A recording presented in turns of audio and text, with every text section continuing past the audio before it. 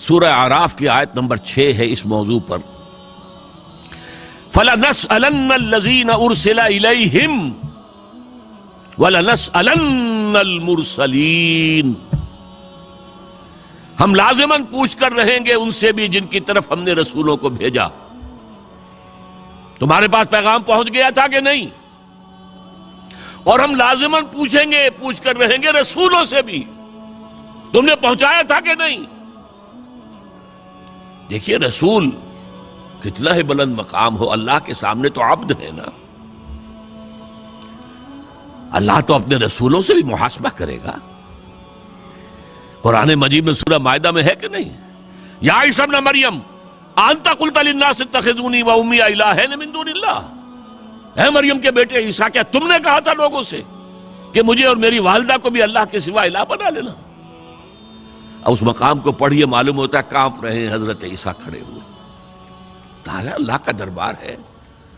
الرب رب وإن تنزل والعبد عبد وإن ترقى. الرب رب وإن تنزل والعبد عبد وإن ترقى.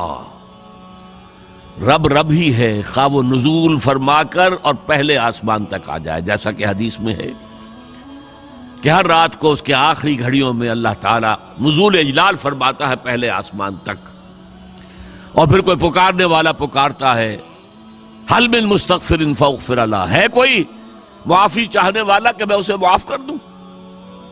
حل من سائل فاعطیہ. ہے کوئی مانگنے والا کہ میں اسے دوں؟ تو اللہ کہاں آ گیا؟ پہلے آسمان پر. لیکن رہا اللہ ہی، رب ہی. اور حضور پہنچ گئے 7ویں آسمان پر، رہے عبد ہی. لقد رأى من آیات ربہ الکبریٰ.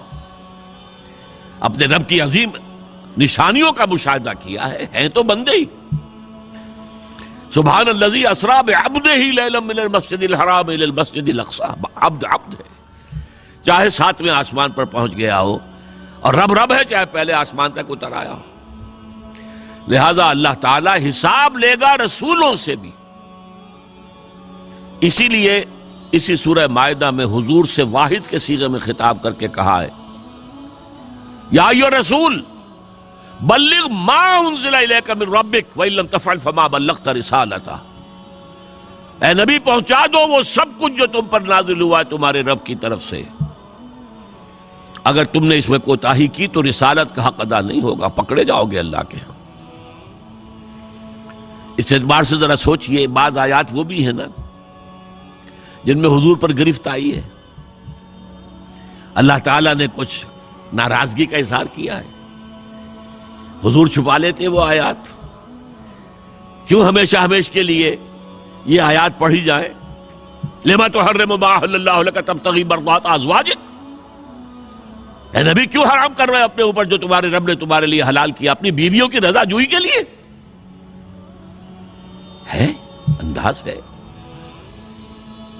عبس وتولی ان جاءہ الاعمی وما یدریک لعلہ یزکی او یذکر فتنفعہ الذکریٰ. انہوں نے تیوری چڑھائی اور منہ موڑ لیا.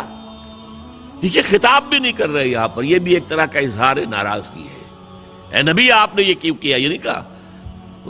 اس نے تیوری چڑھائی، اس نے اپنا منہ موڑ لیا کہ ایک اندھا اس کے پاس آیا. یہ آیتیں بھی قرآن میں ہیں اور تا قیام قیامت ہم تلاوت کریں گے. تو یا ایھا الرسول بلغ ما انزل الیک من ربک وان لم تفعل فما بلغت رسالتہ. اے رسول پہنچا دو جو کچھ نازل ہوا ہے تم پر تمہارے رب کی طرف سے، اور اگر نہیں کیا تو رسالت کا حق ادا نہیں ہوا.